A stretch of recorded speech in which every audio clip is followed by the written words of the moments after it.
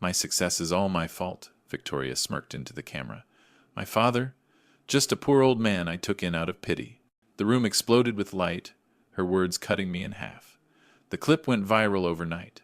But the next day, Victoria's career took a nosedive because, before we get into why this is so, if you believe karma always finds a way, hit subscribe and let us know where you're watching from.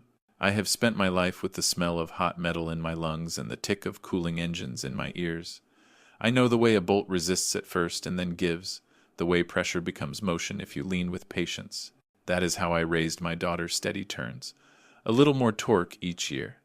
Victoria used to sit on a rolling stool in my garage and hum while I tightened belts. She was small, legs swinging, voice bright as a bell between the fenders. I would glance up from a carburetor and think, that sound, that's the best thing I've ever helped build. I was a mechanic, a husband, a father. I did not have much, but what I had I turned into music for her. The first piano was not new keys, a little yellow, a scar on the lid, but it arrived in our living room like a sunrise. I spent nights studying repair manuals and days turning wrenches, then drove home with a second-hand metronome, a stack of songbooks, a bouquet of grease on my hands. When money ran low, I sold the tools I used least. When time ran thin, I cut my sleep like cloth and stitched the hours together so she could practice. At recitals, I clapped until my palms stung. I never sat in the front row. That was for mothers with perfect hair and fathers with pressed shirts. I sat along the aisle in my cleanest work jacket, still smelling faintly of oil, so I could slip out and make my night shift if the phone rang. Pride can be quiet, you know. It can wear steel-toed boots and keep its head down. There were little signs even then, tiny squeaks, in the chassis you tell yourself will fade. The first time she brushed off my hug in public, the first time she corrected my grammar in front of her friends, the first time she joked about the grease on Dad's hands and got a laugh. I told myself it was nerves, or youth, or the awkward push and pull of growing up. I told myself to give it time and torque. I kept records without meaning to. Receipts slid into a shoebox. Piano tuning, vocal lessons, train tickets to auditions. I wrote my initials on the corners in case the ink faded habit from the shop because paper, like metal, forgets unless you mark it. I never called it proof. I called it life. At night, after my wife fell asleep, I would sit in the dark and listen to Victoria practice scales. The notes rose through the house like a ladder. I thought, climb, kid, climb higher than I ever did. If the rungs creak, I will be the one underneath, holding. I believed in her so hard I forgot to protect myself. Because love, like a wrench, can slip. And when it slips, it skins you to the bone. Victoria's teenage years came like a storm I wasn't ready for. Her voice sharpened, powerful, the kind of sound that could shatter glass and silence a room. Teachers called her a prodigy. I called her my little girl, but she started pulling away, as if that word embarrassed her. She wanted better clothes, designer labels I could barely pronounce, much less afford. She wanted lessons with instructors whose fees were half a month of my wages. I told her I'd find a way, and I did. 70 hours a week under the hood. My fingers cracked and bled in winter, grease wedged so deep in my knuckles that no soap could scrub it out. I learned to ignore the pain in my back when I crawled under chassis, the ringing in my ears from endless tools clanging. Paychecks vanished before they even touched the bank.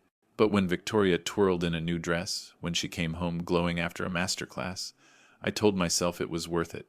Every drop of sweat was a down payment on her future. The first warning signs came softly.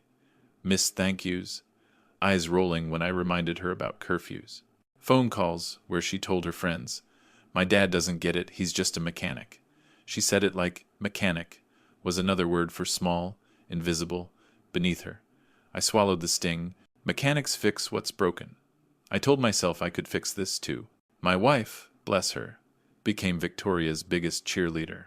She clipped every article, followed every performance, and began to echo Victoria's wishes without question. At the dinner table, every conversation bent toward my daughter, her rehearsals, her outfits, her next audition. I would mention a customer's car, a strange sound in the shop, and the silence would close over me like a lid. My stories no longer fit in our house. Still, I kept pushing. I drove her across state lines for competitions, spent nights in cheap motels, and skipped meals to save money for her entry fees. I let my own dreams rust in the corner.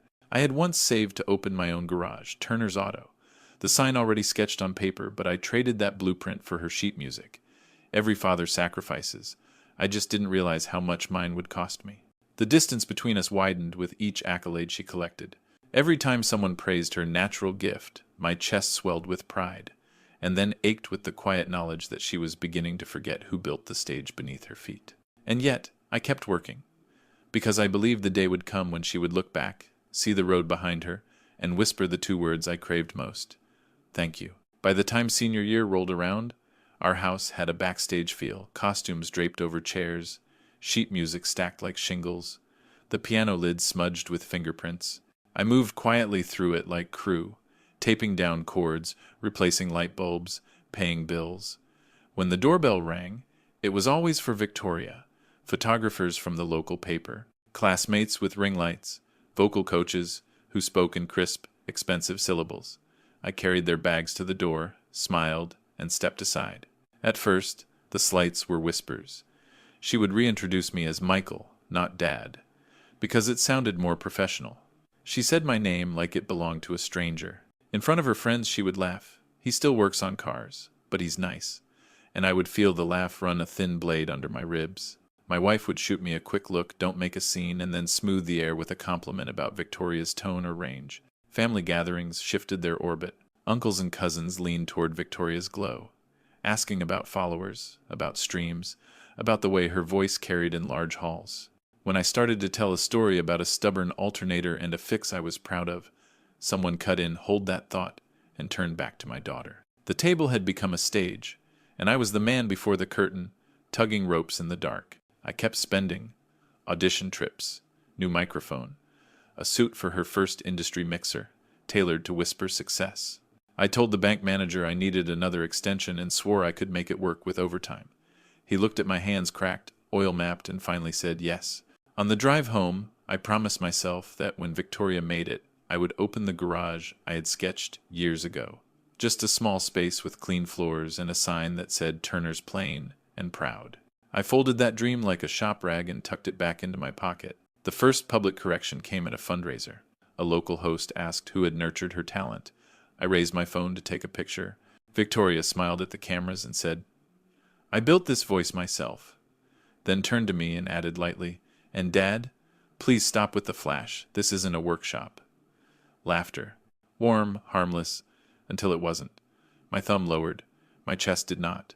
I drove home alone that night, past storefronts shuttering for the evening, and sat in the driveway with the engine ticking as it cooled. Pride and hurt can sit side by side, like two passengers who refuse to speak. I told myself again that this was just the awkwardness of launching, that it would settle, that she would remember. But some engines do not quiet with time, some rattles grow. And the sound in our family was getting louder. The lobby smelled like perfume and money. Cameras waited in a hungry half circle, cords snaking across the carpet like black veins. I found my seat near the back, a careful place where a man like me wouldn't be in anyone's way. My wife squeezed my hand and whispered, "This is it." I nodded and felt my pulse count off the seconds like a metronome set too fast. Victoria floated in, all light and glitter. "Flash, flash, flash!" Reporters rose. Microphones leaned forward like eager mouths. She smiled with the confidence of someone who had never had to crawl under anything to fix it. Someone asked about her roots, her journey. She tilted her head, the room tilting with it. "My success is all mine." She smirked into the cameras. "My father? Just a poor old man I took in out of pity." Laughter. Not cruel at first, just automatic, the way crowds breathe together. But I felt the laugh land, sharp as a dropped wrench. The floor seemed to tilt under my boots. Somewhere, a light popped tiny burst, and everyone looked up. When they looked back down, I was smaller. I did not stand. I did not shout. I did not correct the record. Years in a garage teach you this. When a part shears off, you do not scream at the engine, you cut the power. So I went still. My wife's hand slipped from mine. Her mouth worked without sound. The stage swallowed my name and turned it into nothing. Questions piled on about independence, about grit, about being self-made. Her answers carved me out of her story with a smile and a shrug. The word mechanic turned into a punchline that kept on punching. The moderator closed with a joke about rags to riches, and the room clapped as if rags were people you could step over. Outside, The clip leapt to 1,000 screens before we reached the sidewalk. My phone vibrated like a loose heat shield, buzz, buzz, buzz, until I killed the sound. Comment sections bloomed with strangers. He looks like he smells of oil. No wonder she left him. Some people are born anchors. Friends stayed quiet. The ones who owed me rides, favors, money. Quietest of all. We drove home under billboards with her face on them. At a red light, a bus went by wearing her name like a crown. I kept my eyes on the road markings white. Steady, because if I looked up, the ache would flood and drown me. At home, I hung my shirt back on its wire hanger, and did not notice the crease I had ironed so carefully just hours before. The house was the same. The hallway where her first scales rose through the vents was the same. I was not. At midnight, the video hit 1 million views. By morning, it had doubled. Neighbors averted their eyes. A customer at the shop asked, "Is that really your daughter?" And I said, "She was." It came out flat, like a gasket that never sealed. I wiped down my workbench, slow, methodical, because hands need something to do when the heart is broken. And somewhere in the back of my mind, a single thought turned over, stubborn as a rusted bolt. Engines run on truth. Lies overheat. And this would not hold. The night after that press conference, I couldn't sleep. My eyes kept tracing the ceiling in the dark, but my mind went backward, not forward. Back to the days when we still had the old house before the eviction notice, before the pawn tickets. I remember the sound of Victoria's voice echoing through its narrow halls, rehearsing scales as I counted overtime hours in my head. I had been saving for years to open my own garage, a modest dream with my name on the sign. But when the conservatory's acceptance letter arrived, tuition circled in red at the bottom, I folded my blueprint away and signed over our house instead. I still remember the realtor's handshake, too firm, too cheerful, as if he hadn't just stripped decades of sweat from my hands. We packed boxes quietly. My wife tried to call it an opportunity for downsizing, but the silence in her voice said what she didn't. Victoria never asked what it meant. She was already at the piano, eyes closed, lost in a melody that belonged to the future, and I told myself, it's worth it. It will always be worth it. The first night in the apartment, I couldn't sleep either. The walls were thin, and traffic moaned outside. But then she began to sing in her room, soft and raw, and I lay back on the bare mattress and let it wash over me. I whispered into the dark, "Climb, kid, climb higher. I'll be the ground under you." I worked longer after that, 10, 12, sometimes 14 hours. My knuckles were split, my back bent, but every shift I told myself it was just another brick in the stage she would stand on. I can still feel the ache in my palms from clutching the steering wheel, driving her to lessons in the city, my eyelids heavy as lead. Sometimes I would catch my reflection in the rearview gray creeping into my hair, shoulders sagging, and I would think, if I hold on a little longer, maybe she won't notice how tired I am. I gave up a home to buy her a stage. I gave up rest to buy her applause. And in those years, I told myself I wasn't losing, no. I was investing. I was buying a future where one day she would turn, look me in the eye, and say the words I waited for. "Thank you, Dad." That moment never came. Not then, not later. Not even now, when the whole world saw her erase me. Grease wasn't a stain to me, it was proof. It meant I had kept something running one more day. After we sold the house and the bills multiplied like nails on a magnet, I took every shift they tossed my way. Morning into night, night into morning, the calendar turned to a long black road. I ate from vending machines, called dinner a handful of crackers and the bitter coffee that kept my eyes open. My toolbox clinked like a pocketful of coins I could never quite spend. The shop radio played her songs, sometimes early demos that leaked through town before the world knew her name. The boys in the bay would nudge me with oily elbows. "Hear that? That's your kid." I would nod, pride and ache braided tight, and turn a wrench until the strain in my forearm matched the drum in my chest. There were jokes, too, small at first, just the kind of ribbing men pass around to keep the cold off. "Don't forget us when she buys you a new Cadillac, Mike. Maybe you'll retire when she hits it big." Laughter, easy, harmless, until one of them added, "Or maybe she'll forget you the way stars forget streetlights." The laughter stuck to my skin after that. I washed my hands 3 times and could not scrub it off. I skipped lunch to save a few dollars for her lesson with the big city coach. I walked past the diner where the other mechanics left greasy fingerprints on the glass and steam fogged the windows. And I kept going. Hunger made a small animal of my stomach, but I told it to heel. Every time I felt unsteady, I pictured her on stage in a white dress, hand to her heart, saying the words I had built my days around. My father. At night, I cataloged invoices at the kitchen table, brake pads, timing belts, alternators, then shifted to the stack that mattered: tuition, travel, competition fees, hotel receipts, fuel, food. The microphone, she swore, would change her sound. I initialed each corner and dated the top in neat block letters. Not because I planned to show anyone, because habits keep a man upright when his spine is tired. My wife started speaking in the future tense all the time. When Victoria makes it, when the breakthroughs come, when we look back on this. She kissed my cheek in the doorway some mornings, and did not notice when my skin felt colder than the handle she touched. Faith will keep a body walking, and also blind it to the cliff. Word traveled faster than engines. Reverend cousins called to ask for backstage passes that did not exist yet. A neighbor left a note on the mailbox that read, "So proud of you, all of you." I wanted to believe the all included me. I wanted to believe the world would see the hands holding the ladder steady. But even then, a quiet voice under the hood kept tapping, tap, tap, tap, like a lifter out of tune. It said, "Streetlights do not ask to be named, and stars hardly ever look down." Her first tour was supposed to be the start of everything. Instead, it was the beginning of the unraveling I refused to see. The label offered her a few small shows out of town, just enough to test her draw. Excitement buzzed through our apartment like static. Victoria talked of costumes, set lists, choreography. I looked at the numbers, fuel, hotels, food, rental vans, and felt my stomach tighten. The label covered part of it, but not enough. The rest fell to me. I drove to the pawn shop with my car, the one machine I had babied longer than I had been married. It was cherry red once, paint dulled now, but the engine purred like a hymn. The owner gave me half of what it was worth, slid the cash across the counter without looking me in the eye. I walked out with empty keys jangling in my pocket, the sound like bones rattling. Victoria never asked what happened to the car. She just tossed her bag in the back of the rental and asked if the air conditioning worked. The road blurred into a ribbon of headlights and mile markers.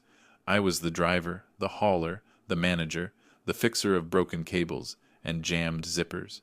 I slept sitting up in motel chairs while she rehearsed in the room. In the mornings I carried her wardrobe bags across parking lots, slick with rain, to the hotel staff, to her backup singers, to the fans who trickled in. I was never introduced as her father, just the man behind the wheel. One night after a show, as we packed gear into the van, I overheard her laugh with a promoter. "Yeah, that's my driver. He's reliable." Driver. The word hit harder than any exhaust burn I had ever felt. I wanted to tell him I had signed away a house, pawned a car, bled into every dollar that kept her voice amplified. But the words dried up before they left my throat. Pride and shame wrestled until silence won. I remember the neon signs flickering outside one diner where we stopped after midnight. She scrolled through her phone, half asleep, head resting against the window. I ate a sandwich with the taste of rubber bread and old lettuce, my eyes burning from the road. I looked at her reflection in the glass, youthful, glowing even in exhaustion, and I told myself it was worth it. Every road, every pawn ticket, every sleepless night. Worth it. But sometimes, even then, a thought crept in uninvited. What if she never remembers? What if she only sees the driver, never the father? I crushed it down with another sip of bitter coffee and turned the key. Because fathers keep driving, even when the map is burning in their hands. Backstage is a strange country, bright as noon under the lights, midnight in the corners where fathers stand. I learned the language, laminate badges, load-in times, sound checks that run long, green room fruit arranged like a still life. My job was everything that didn't fit on a resume. Tighten a loose caster, tape a fraying cable, find throat lozenges at 2 a.m. in a town with one open pharmacy and a cashier who calls you sir like a question. I carried garment bags that weighed less than the years on my shoulders.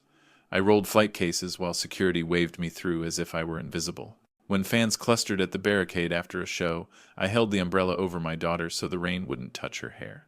She never looked up to see where the dry circle came from. Introductions changed shape completely. This is my driver, my handler, my logistics. Never father. The word aired out backstage would have smelled like the past. And the past was not on brand. A social media manager once told me to stand 3 steps farther back in a hallway shot. "You're casting a shadow," she said. I almost laughed.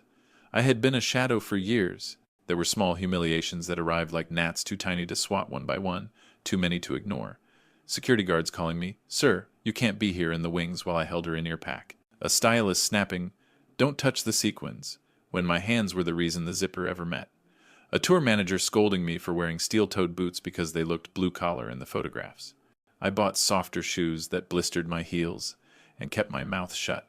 The worst night came in a city that smelled like wet asphalt and electricity. We were late. A monitor buzzed. A cable went dead.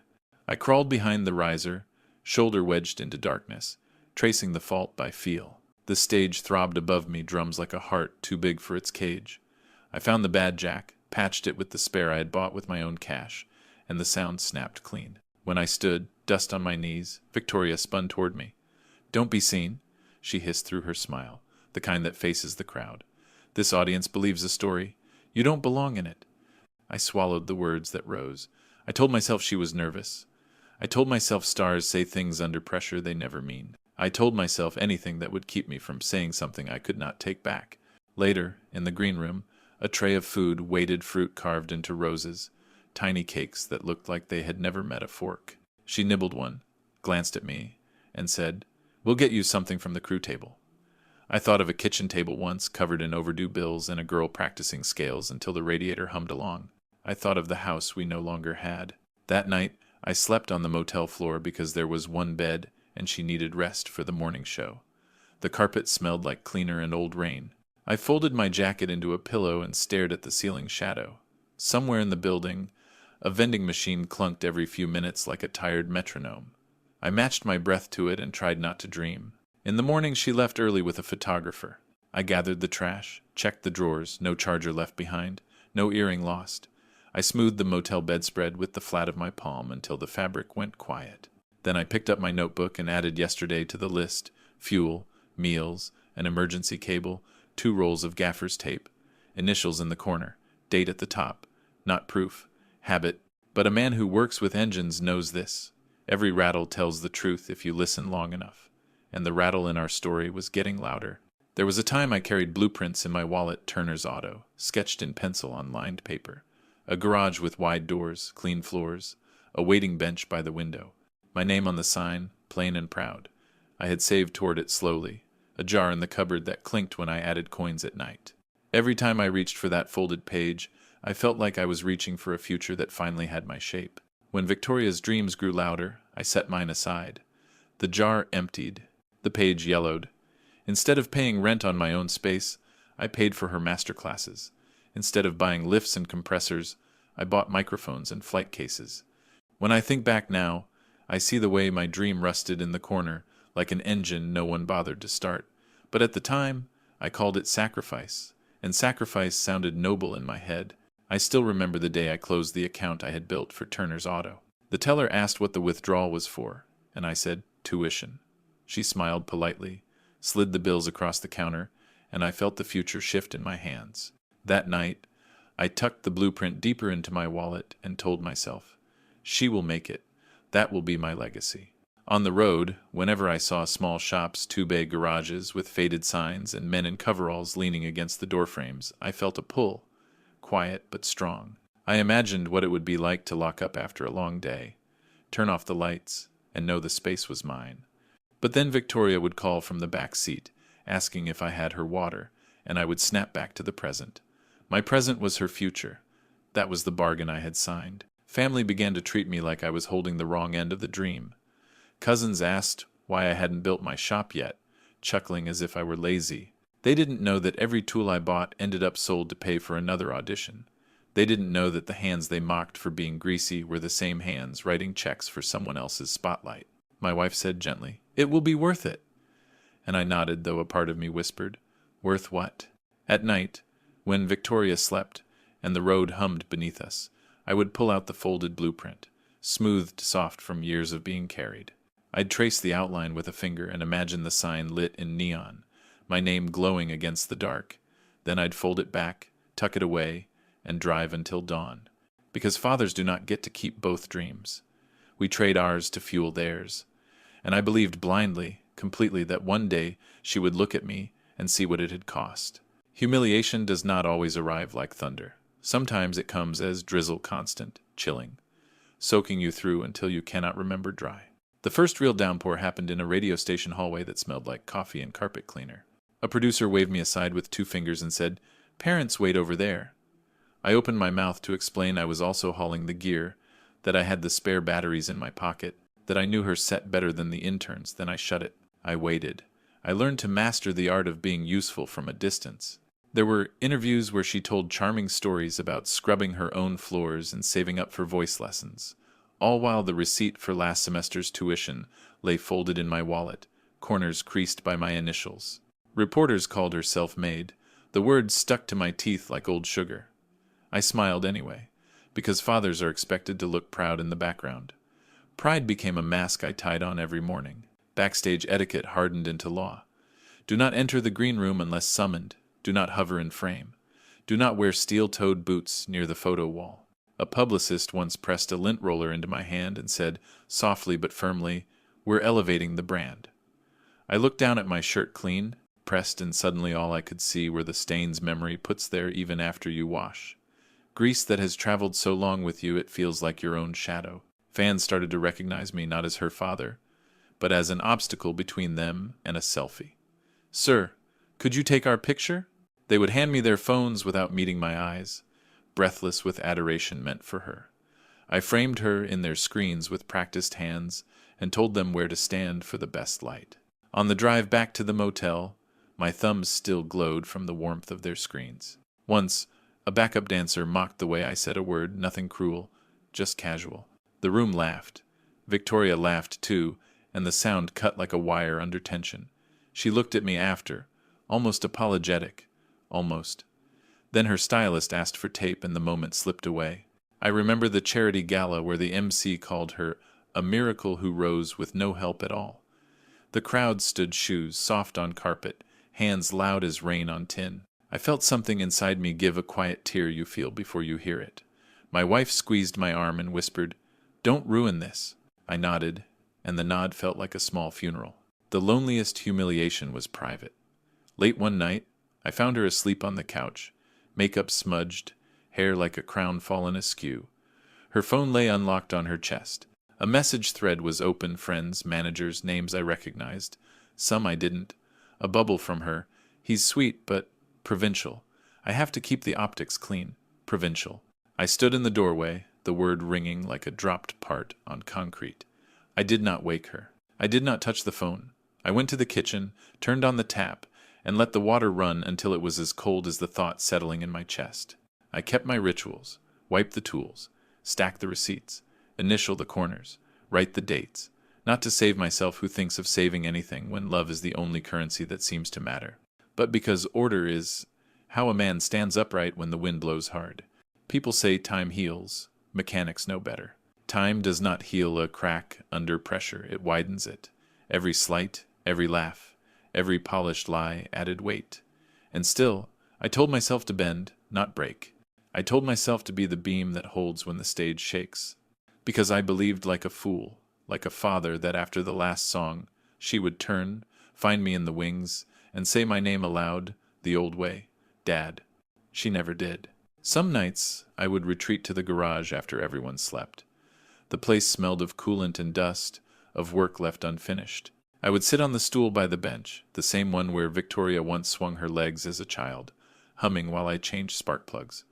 The stool was empty now, and the silence pressed in heavy as lead. I would open the shoebox of receipts and lay them out like cards, each one a memory. Tuition, hotel, airfare, a microphone wrapped in brown paper, my handwriting at the edges, dates scrawled like prayers. Proof, though I never called it that. I cried there, more than once. Quietly, with my head bent low, so the sound did not wake my wife. Oil and salt water look alike under a single bulb. I pressed my palms together, scarred and calloused, and whispered promises no one heard. It will be worth it. She will remember me. One day, she'll say thank you. The words broke in my throat, but I forced them out. They were the fuel that kept my body rising each morning. Every father measures cost differently. Some count hours. Some count dollars. I counted years. 70-hour weeks stacked into months. Months into seasons. Seasons into a youth I traded without complaint. I saw my reflection once in a windshield, hair gone gray, lines around my mouth deep as tire treads, and I wondered when exactly I had aged. The answer was simple. While I was too busy keeping her young, neighbors saw the spotlight and assumed I was basking in its glow. They did not see the nights I returned home with grease still crusted under my nails, hands trembling from exhaustion. They did not see the way I sat in the dark, trying to swallow the bitterness that grew like rust in my chest. My wife told me to hold on. Friends told me I was lucky. But luck felt like a cruel joke when the very child I had carried on my shoulders refused to carry my name on her lips. By the time the press conference arrived, I had already been broken 100 times in private. The public humiliation was just the spark that lit the pile of rags soaked in years of sacrifice. People saw a man cut down in one sentence. They did not see the decades that sentence rested on. I remember tightening bolts late at night, whispering to myself as if the cars could answer. Engines don't forget who tuned them. My hands trembled over wrenches, and I thought if only people were built the same. If only daughters remembered the ones who kept them running. But she didn't. And that truth, more than grease or ridicule or exhaustion, was the heaviest thing I ever carried. After the press conference, the house felt like a stage after the curtain drops confetti in the corners, silence loud enough to hurt. I did not turn on the television. I did not touch my phone. I went to the hall closet and pulled down the 3 old boxes that had followed us from home to apartment and back again. Dust rose, glittering in the afternoon light. Proof has a way of hiding in plain sight. I sat at the kitchen table and opened the first box. Paper slid like thin metal receipts for the piano tuner, for voice lessons, for practice room rentals when the conservatory closed early. Dates at the top, my initials in the corner. The second box held travel, bus tickets, motel invoices, fuel logs written in my block print city to city, mile to mile. The third was heavier. Contracts, notarized copies.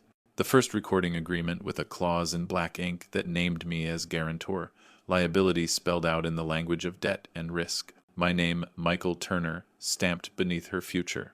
I spread everything in neat rows. Tuition here, equipment there, lodging in the middle, a map of cheap rooms and long nights. I could see our life as columns and totals, the skeleton beneath the glitter. I ran a fingertip along a piano receipt and felt the faint ridge of the carbon paper. I remembered the man who sold it to me, a church pianist with soft hands, saying, "She'll make it sing." She did, and in singing, erased the hand that paid. I took out my notebook, the same one I had used on the road, and started an index. Not to soothe myself. Not this time. To build a spine that would stand on its own. Entry numbers, cross-references, asterisks where dates aligned with press clips, claiming she had done it alone. I circled those in red. Alone. The word looked wrong, surrounded by math. When my wife came into the kitchen, she stopped in the doorway. Papers everywhere, the truth arranged like a testimony. She pressed a knuckle to her mouth. "Michael, what are you doing?" "Listening," I said. "Engines tell you the truth if you lay your ear close enough. So do records." She stepped forward, picked up the first contract, and read the clause that guaranteed her daughter's studio time on my credit. Her eyes filled. "We trusted her," she whispered. "We did," I said, and I trusted myself to keep track. I tapped the stack. I didn't know why I kept it all habit, maybe, or respect for the work. Turns out habit is a kind of mercy. I made copies, slow, careful, a rhythm like breath feed, press, lift. I dated each copy and slid it into a fresh folder labeled with plain words: tuition, travel, equipment, Colorado N-Tracks. No accusations, no adjectives. Facts do not need adjectives. The clock in the hallway ticked. I kept sorting. Hotel folios with my signature, rental van agreements with my initials. A receipt for a microphone she had sworn would change everything paid in full by a man who still counted his change before buying coffee. I found the pawn ticket number for the cherry red car and stapled it beside the first tour's fuel ledger. 2 lines that sang the truth louder than any chorus. When I finished, the table looked like an engine laid open, every part labeled, every line accounted for. I turned off the copier and stood in the quiet. Something inside me clicked into place. I had been buried beneath her story. But here, in paper and ink, was the shovel. Not revenge, not rage, a record that would not lie. The second night after the conference, I opened the box again, this time slower, as if the weight of each page might crush me if I wasn't careful. I started with the oldest paper I could find, a faded receipt for a piano, bought secondhand from a church. $400. I remembered the seller's hands, soft and pale, pressing the keys one last time before helping me load it into the truck. He had said, "Take care of her music." I promised I would, and I did. I traced the numbers with my finger, feeling grooves that weren't there. I could still hear the first scale Victoria played on it, hesitant, uneven, then steady as her little fingers found courage.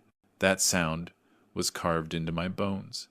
I didn't need the paper to prove it happened, but the paper made it undeniable to the world.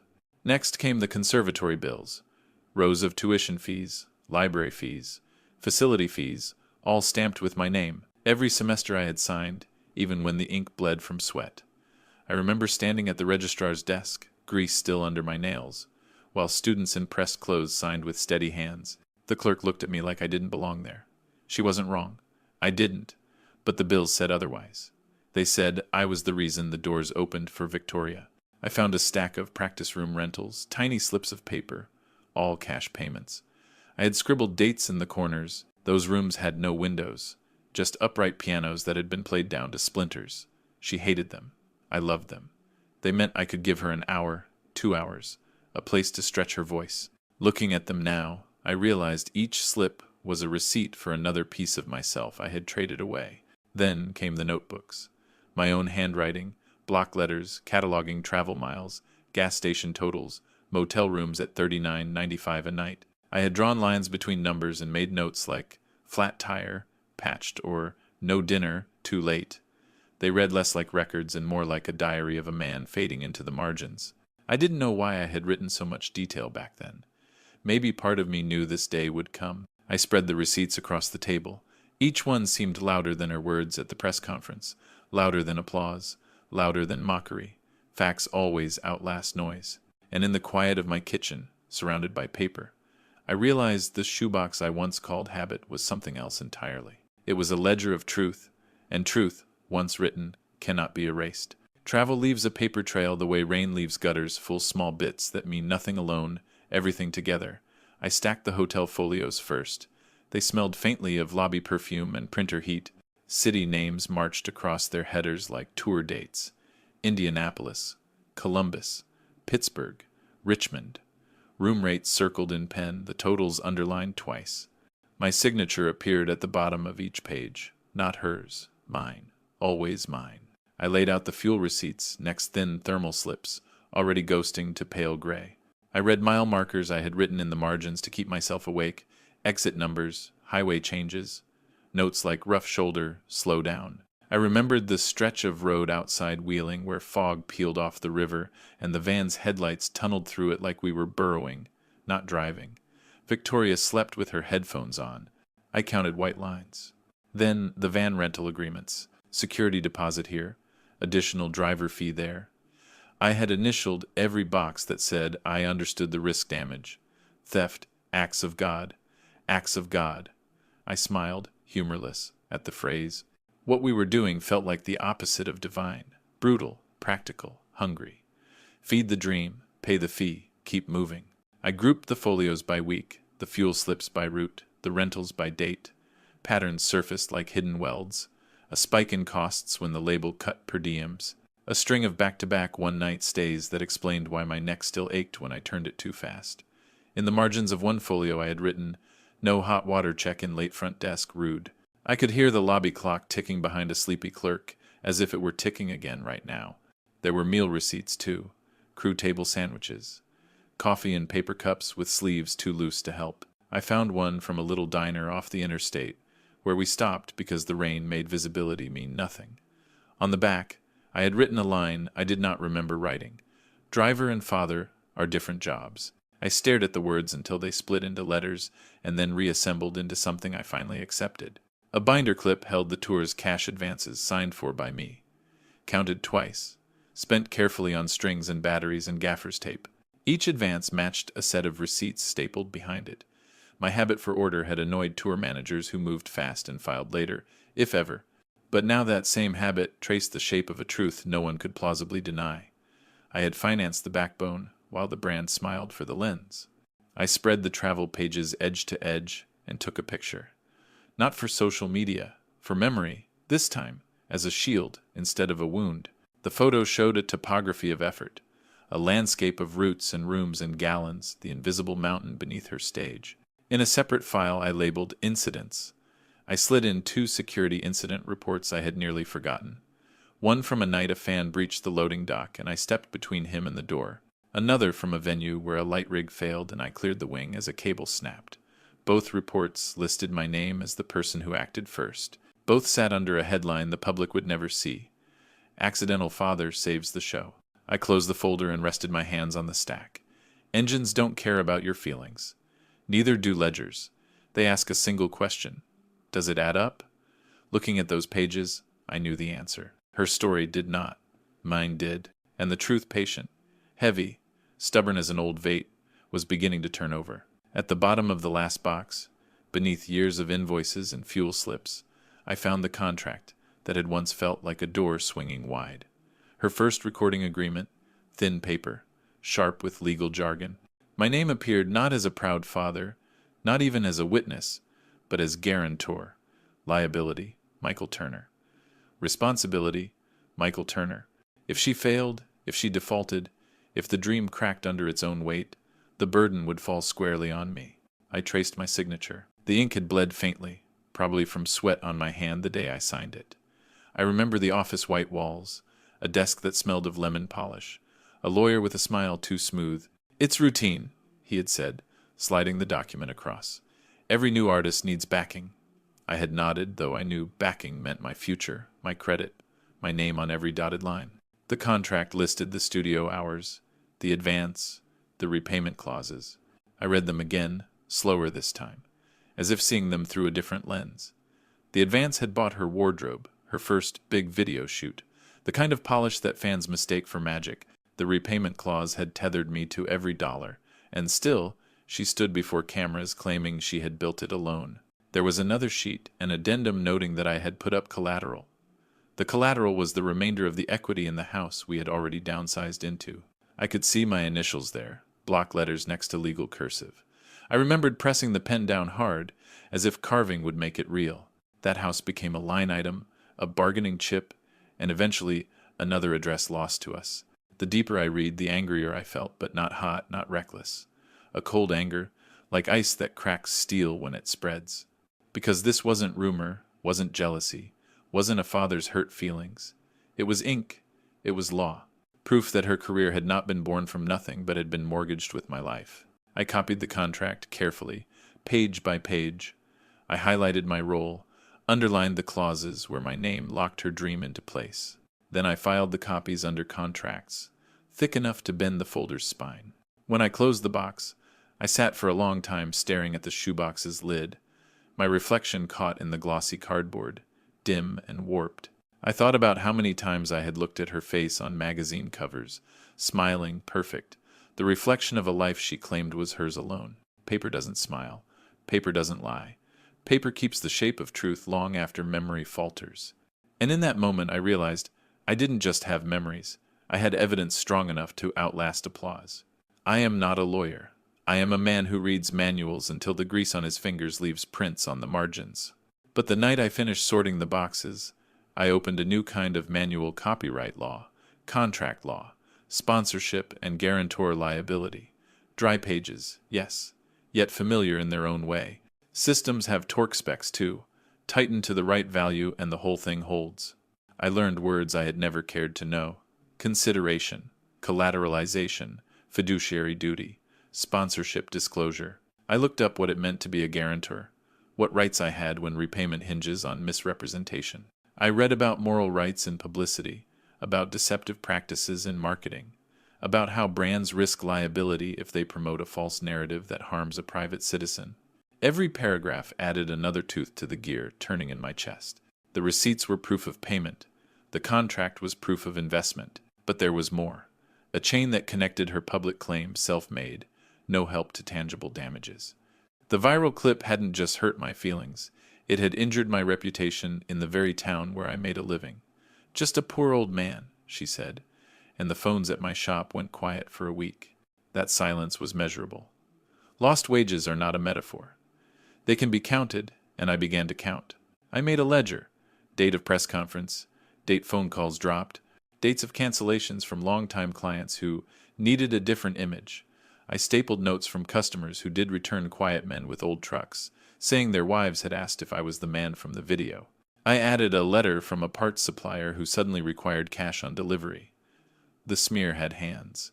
It took food off our table. Then I researched how journalists handle documentation, chain of custody, redaction of personal data, verification by third parties. My shoebox of habit became a case file.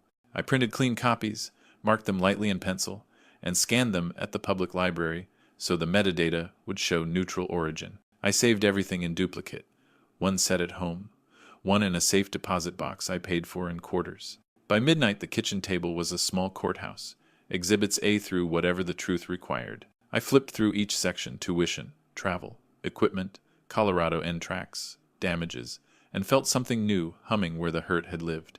It wasn't hunger for revenge. It was readiness, not to punish, to correct. I spread the copies across the table like a mechanic lays out tools before a job, each in its place, each ready for the hand that knows how to use it. Tuition, travel, equipment, contracts, damages. The folders looked ordinary, but together they carried more weight than any engine block I had ever lifted. My entire life's work, distilled into paper and ink.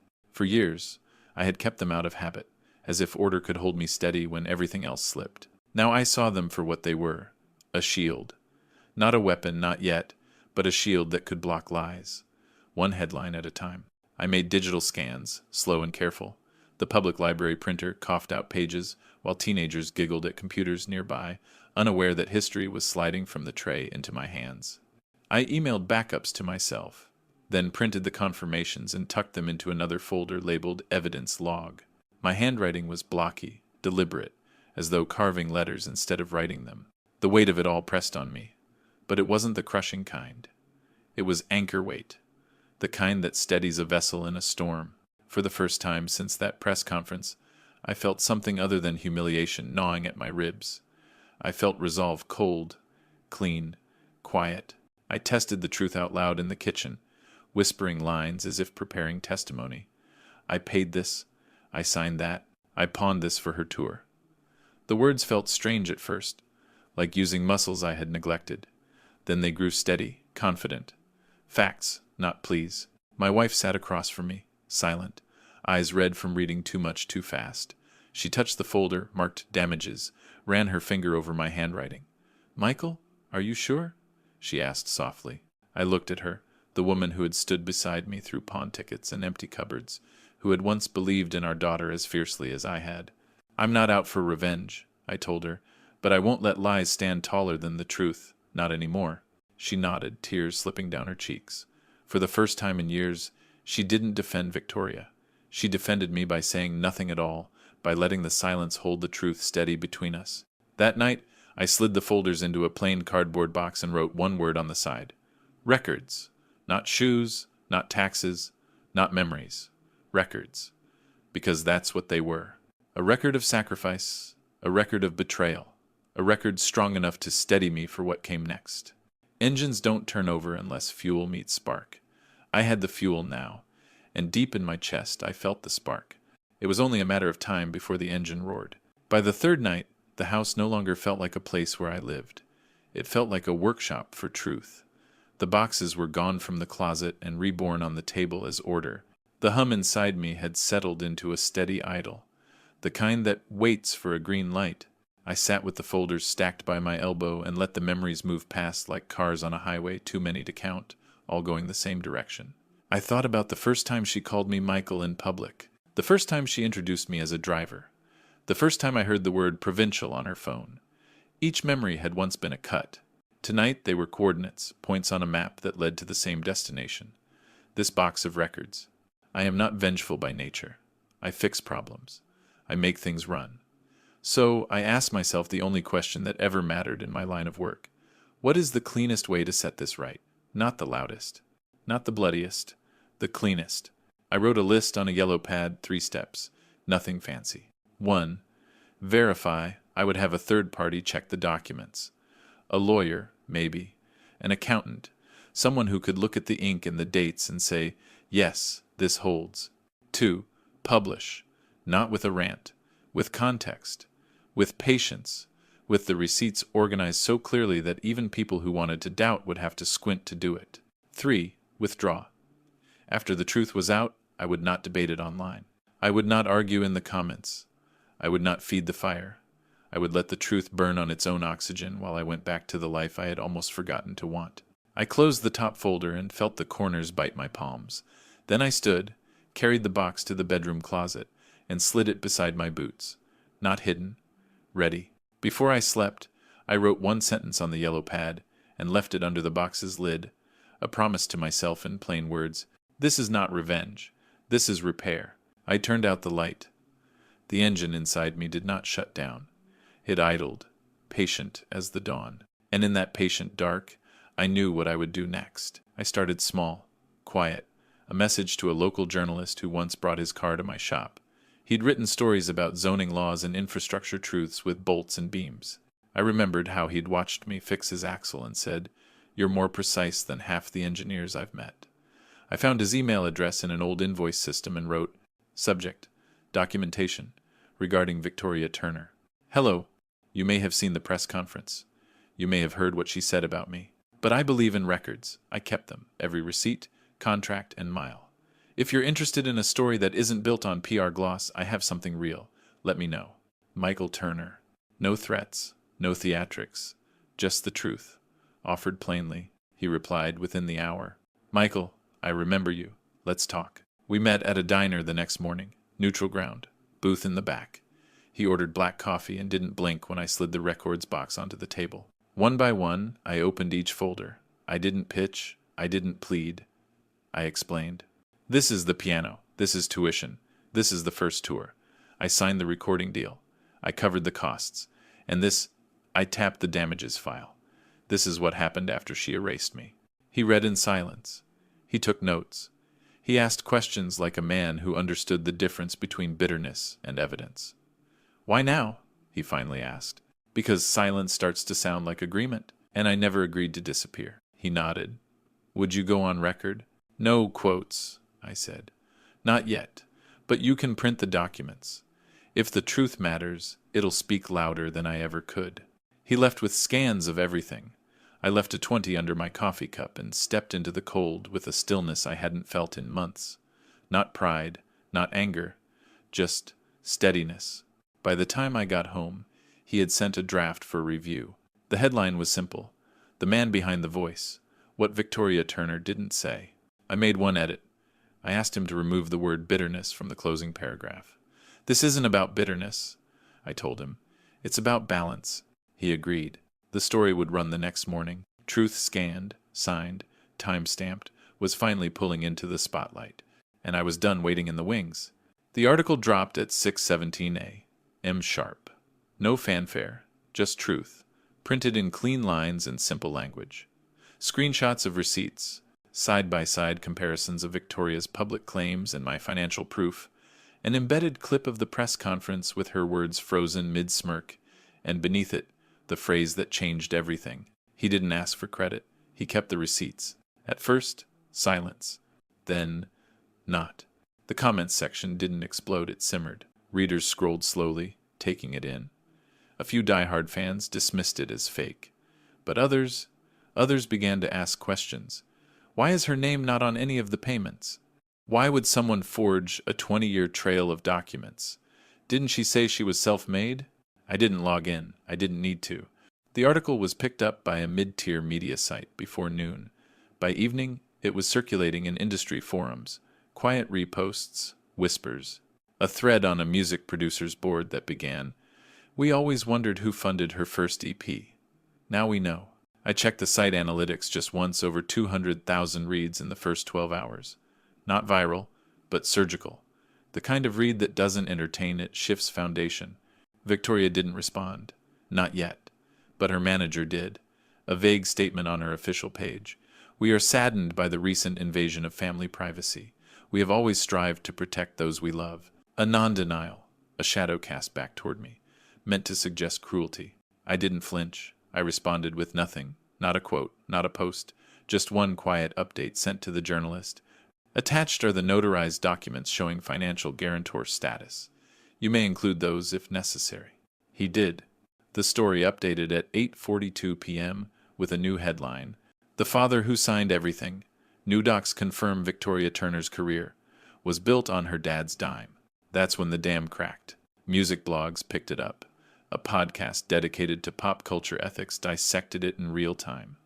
Why did we believe she was self-made? One host asked. What does it say about us that we cheered while she erased her father? By midnight, a trending tag had emerged. Not rage, not hate, just 3 words. Number, he kept receipts.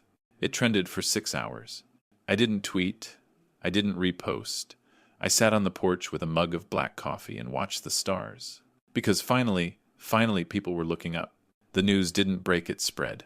Not like glass, but like oil. Slow. Coating everything. A sheen over every conversation Victoria tried to have online. Interviews were canceled. Comments began to shift tone. On one video post, someone wrote, "Funny how self-made stars always seem to be standing on someone else's shoulders." Another replied, "And this one crushed the man holding her up. I didn't say a word. I didn't need to." Other people were doing what I had once begged the universe for listening. 2 former vocal coaches chimed in anonymously on a blog post. We were paid in full, by her father. A producer posted a blurred invoice with my handwriting on it and simply captioned it, "He was there, always was." The same publicist who once told me not to wear steel-toed boots near the photo wall locked her account. A stylist deleted all posts featuring early tour wardrobe looks. One of her early backup singers commented on a throwback post with, "A lot of us owe that man an apology." I didn't need an apology. I needed the silence to finally shatter, and it was. What surprised me most wasn't the fans or the brands. It was the collaborators, the ones who had shared green rooms, car rides, meals on plastic plates. They came forward in quiet waves, no drama, no exposé, just confirmations. And then came the phone calls. Not from her. From the people who once sat at my dinner table and laughed at my grease-stained collar. My sister. I didn't know Mike. My cousin. We were all so caught up in her story. An old family friend. I thought you were just being proud. I didn't know it was yours too. I didn't shame them. I didn't gloat. I just said, now you do. Truth is heavier than pride, but it carries itself. At the shop, something strange started happening. Customers returned, slowly, quietly. Not all of them, but enough. Some dropped off keys and said nothing. Others looked me in the eye for the first time in months and said, I read it. I get it now. One man, I hadn't seen since last winter, left an envelope with his payment. Inside was a note, for everything she never said. Thank you. I didn't cry, but my hands shook as I slid the note into the drawer beneath the register. I folded it beside the stack of job estimates and closed it gently. Sometimes the world doesn't shout when it writes itself. Sometimes it just nods.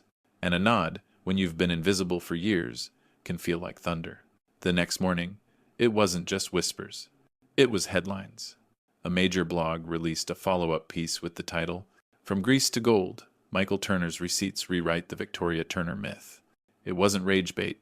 It was journalism, clean, measured, damning. It laid out the contracts, the financial trail. It quoted her own words.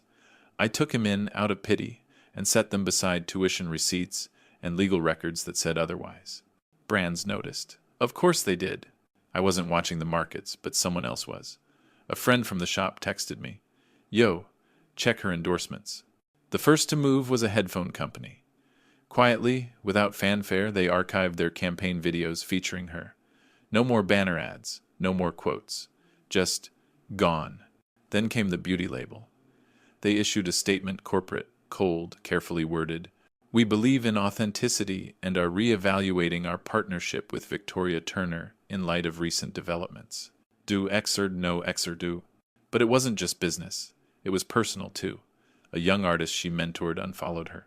A popular podcast she had appeared on replaced her guest image with a grayscale placeholder and a note. This episode has been temporarily removed pending review. Every brand built on the idea of her independence began to scramble. Her entire narrative had been shaped around one lie, that she did it all alone. And I had the paperwork that said she hadn't. I didn't respond. I didn't comment. But the journalist I first contacted reached out again. They want to talk to you, not just blogs, national media, prime time. Are you ready? I said, I'm not a story, I'm just the truth. He paused, then said, that might be exactly why they want to hear it. I declined every major interview, every television spot, every microphone offered. Instead, I sent a folder. No commentary, no headline, just a single-page cover letter. This is a record of what was done, what was paid, what was promised. I have nothing to add. The facts speak louder than I ever could. I signed it with a pen that still smelled faintly of machine oil. That night, a panel of media analysts debated whether Victoria's brand could survive the blow. Someone said, this isn't just backlash. This is a reckoning. Another said, the internet may forgive, but only after the receipts are read. I sat on my porch and didn't say a word, because they were reading them now, and every line read was one step closer to the silence I had earned. By the third day, the narrative was no longer in her hands. The internet had a new timeline, one I hadn't written, but had fueled with every invoice and contract I once filed away in a shoebox. It wasn't mine anymore. It belonged to everyone who'd ever believed they were invisible behind someone else's success. I wasn't the only one with a daughter who had forgotten, or a son who'd rewritten history, or a sibling who took and left the credit in ashes. He kept receipts was more than trending. It became a mirror. Podcasts ran whole episodes on the importance of acknowledgement. News segments pulled up clips of her on talk shows, replaying her words with subtitles this time, as if reading the lies might make them sting less. But they didn't sting less. They cut deeper now, lined up against the proof. Brands didn't just walk away, they ran. Within 48 hours, 4 sponsorships had been dropped. A 5th issued a press release citing integrity conflicts. Her streaming numbers, once in the millions, began to slide. Slowly at first, then faster, like sand pulled from beneath a castle. And I went to work. I rotated tires, changed oil, replaced a radiator on a '98 Civic that smelled like dust and dog hair. I nodded to customers. I didn't speak unless spoken to, but the looks were different now. One man lingered after picking up his keys. Said, for what it's worth, my dad paid my tuition too. I never told anyone, but I will now. I said, that's worth more than you think. Back home, I found a letter slid under the door, handwritten, no return address. I used to be proud of her, now I'm proud of you. No signature. I sat with it for a while. Then I folded it gently and slid it into the same drawer that held the receipts. Not as evidence. As reminder, the world didn't need my voice shouting. It needed my silence to echo long enough for the truth to settle. And settle it did. Victoria finally broke her silence on the morning of the 4th day. It came in the form of a Notes app screenshot, white background, black text, posted to her millions of followers with the caption, My Truth. It began like they all do. To everyone who's been hurt, disappointed, or confused, I'm listening. I've made mistakes. I've said things I regret. My father and I have a complicated history, and while I didn't tell the full story, it wasn't out of malice but misunderstanding. I was young. I was overwhelmed. I was building something I didn't fully understand. Not once did she say, I lied. Not once did she say, he paid. She ended it with, I love my father. I always have. I just didn't know how to say it. It was meant to be a balm. Instead, it turned into gasoline. The comments weren't forgiving. Not this time. One read, love without acknowledgement is just ego. Another, you didn't know how to say thank you? You sure knew how to say self-made, sturdy negation. Even her most loyal fans seemed stunned by the timing. Funny how the receipts showed up before the remorse. I didn't respond. I didn't post. I didn't counter. Instead, I made a quiet phone call to a copyright lawyer, not to sue, to protect. The lawyer read everything, every signed receipt, every contract, every timestamp. She asked if I had registered any of the financial documentation as part of my personal intellectual property record. I hadn't, but I would now. She helped me file for formal documentation ownership of the financial scaffolding behind Victoria's brand, the receipts, the promotional logistics, the original press kits I had built with my own money. Not for profit, for precedent. If she ever tries to profit again off this false narrative, the lawyer said, you'll have standing. You may never need it, but if you do, you'll be ready. I thanked her. Victoria's apology was still trending by evening, but by nightfall, the blogs had already turned their attention. Not toward her, toward the paper trail she never expected anyone to follow. And at the end of that trail, there I stood, not shouting, just present. That weekend, the house was quiet. No reporters, no calls, no chaos. Just the hum of the fridge, the clink of a spoon in a coffee mug, the soft weight of a Sunday morning that finally felt like mine again. My wife made breakfast for the first time in months. She didn't speak while she cooked. She didn't need to. There's a kind of silence that feels like healing. We ate at the table where the folders had once been stacked high, now cleared, clean, warm, with the scent of coffee and eggs. Afterward, she placed her hand on mine. "I'm sorry," she said. I looked up. I let her words define you. I let her version of things become mine. I stood by when you were shrinking into the background. I shook my head slowly. We both believed in her. She squeezed my hand. Belief doesn't excuse blindness. We didn't talk much more. We just Saturday, two people who had finally seen the full picture together. That morning, she pulled out the old Turner's Auto blueprint I had left in a drawer years ago. It was creased and faded, but still legible. "Maybe it's not too late," she said. I nodded. Not because I had an answer, but because the idea didn't feel foolish anymore. That afternoon I went to the shop. Nothing fancy, just a couple of oil changes and a diagnostic on a sedan with an electrical ghost. I wiped my hands on a rag, stood in the doorway, and watched traffic pass by. A kid biked past with earbuds in, humming a melody I recognized, a song from Victoria's first album. He didn't know the man who paid for that melody, but the world did now. Inside the shop, I taped a photo to the wall, not of her, of the receipt for her first piano, a small, quiet reminder. Truth doesn't always roar.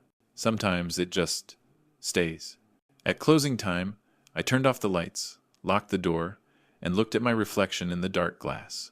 Not a father erased, not a bitter old man. Just Michael Turner, mechanic, and the man who kept every receipt. The call came late. Her number lit up the screen like a flare I hadn't seen in years. For a moment, I stared at it. Not with anger, not with hope, just stillness. The kind that settles after a storm has passed and the wreckage is clear. I let it ring. And ring, then I let it go. She didn't leave a message. The next morning, an envelope appeared in the mailbox. No return address. Inside, a letter. Not handwritten. Typed. "Dad, I don't know where to start. I guess I should have said something sooner. I didn't mean for it to go this far. I didn't think people would care. I didn't think they'd believe you." That line stuck out. Not "I'm sorry," not "you were right." Just, I didn't think they'd believe you. She ended with, "Maybe we can talk. Maybe we can fix this." I folded the letter once. Then again. I placed it in the same drawer as the receipts, the letter from the stranger, the photo of the piano invoice. I didn't reply, because fixing something means acknowledging the break, and she still hadn't. Instead, I walked out to the garage, unlocked the side room I had once used for storage, and unrolled the old blueprint of Turner's Auto. The paper curled from age, but the lines were still sharp. A bay here, a bench there, room for machines that tell the truth in sound and smoke. That afternoon I called a contractor, asked for a quote. Nothing elaborate, just honest work.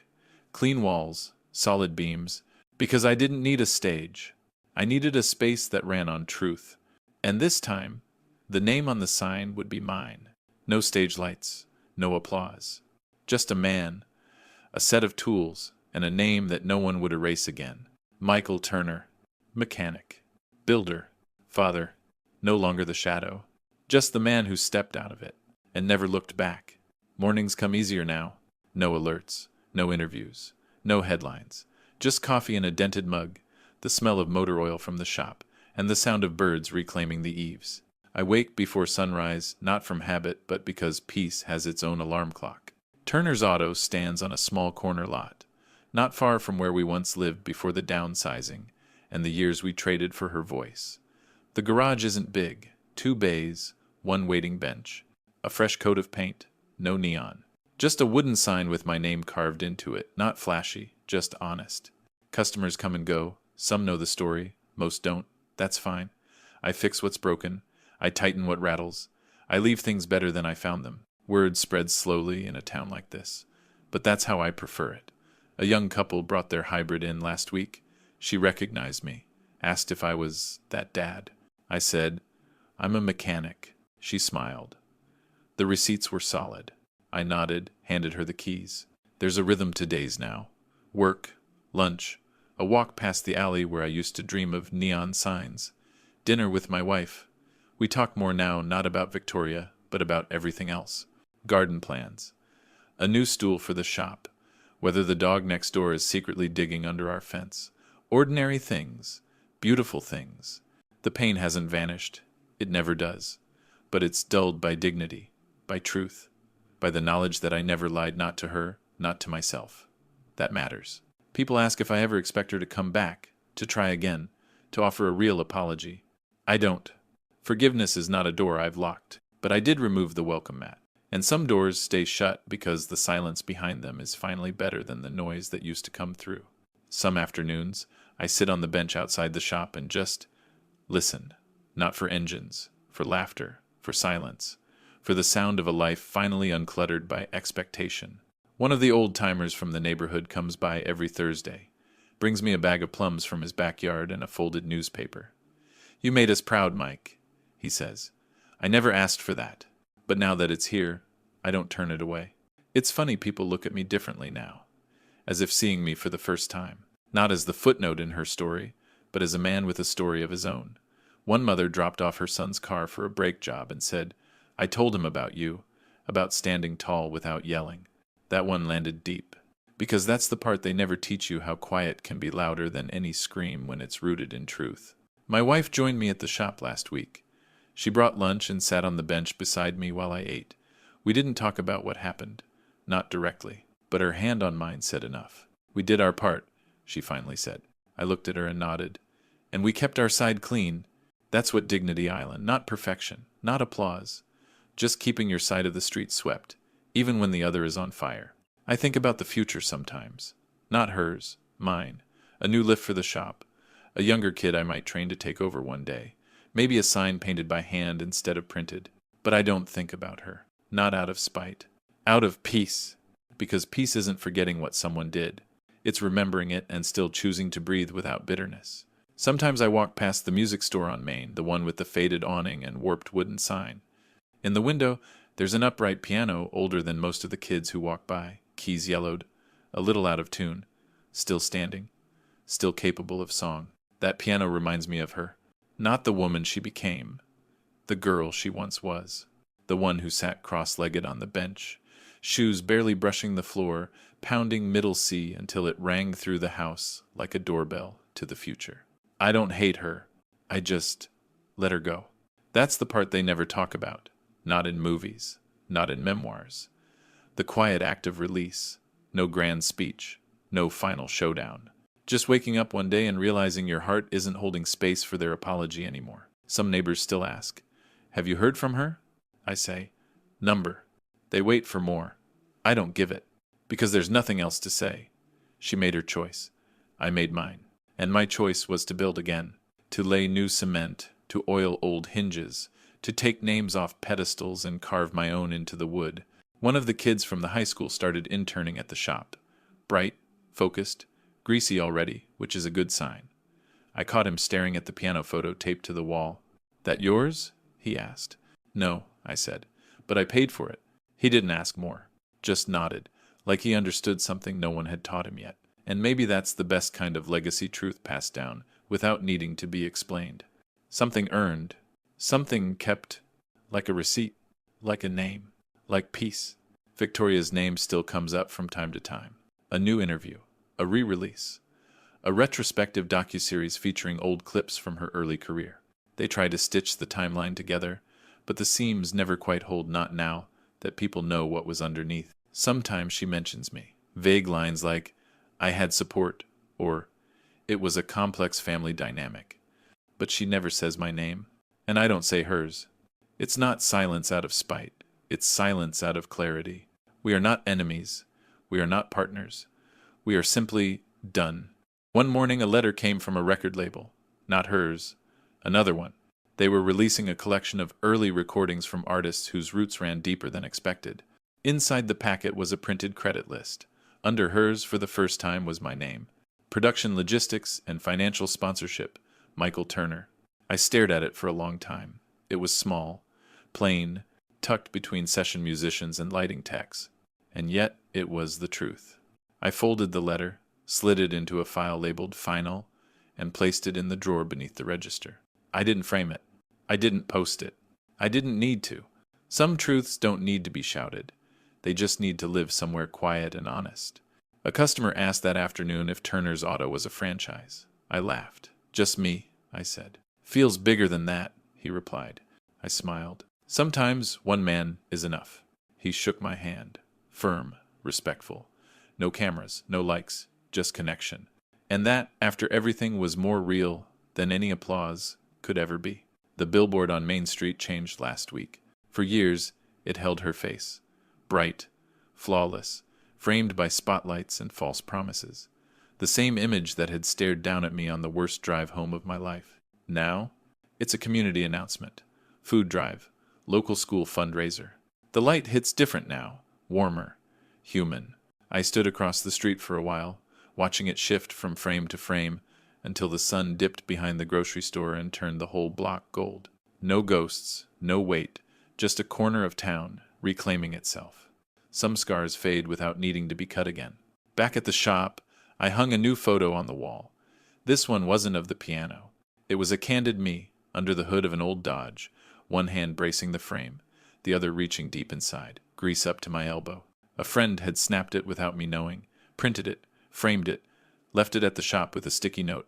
Mechanic, builder, father, way Cantani. Way intense. Way. Underneath, another line. The man who held it all together. I stared at that photo for a long time. Because that's what I did, isn't it? Held it all together. Even when it cracked, even when it collapsed, even when it crushed the part of me that once believed being quiet meant being respected. Turns out, being quiet just means you're the last one holding the load. But now, I set it down. And what I picked up instead was mine. Somewhere. I imagine she's still performing. Maybe the crowds are smaller now.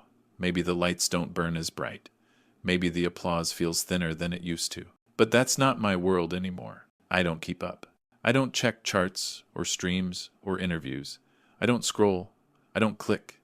I don't chase a daughter who no longer knows how to say her father's name. What I do know is this. The truth stayed. The noise didn't. There's a kind of freedom that comes not from being celebrated, but from no longer needing to be understood. People wave when they drive past now. Regulars bring their cars in early just to chat. A kid from down the block asked if he could sweep the garage in exchange for learning how to patch a tire. I said yes, not because I needed help, but because I remember what it feels like to want to be taught. One day, someone will ask about my story again. Maybe that boy, maybe his mother, maybe a stranger who's heard the headlines, but not the heartbeat underneath them. When that happens, I'll tell them the simplest version. I built something. I wasn't credited. Then I was.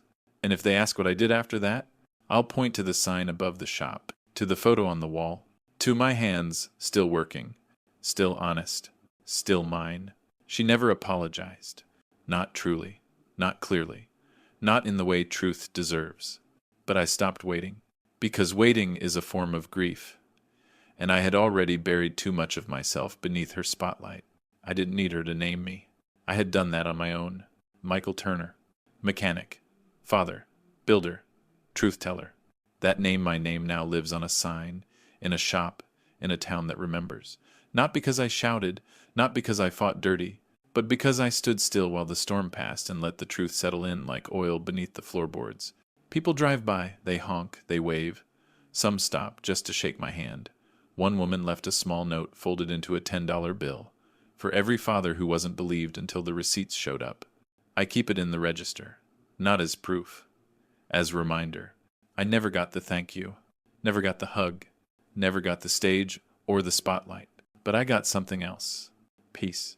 And peace, once you've earned it, doesn't ask for an audience. It just stays. If this story gave you the justice you needed, give it a like, hit subscribe, share it with someone who forgot that quiet men carry the loudest truths. And remember, some receipts don't fade, they rise.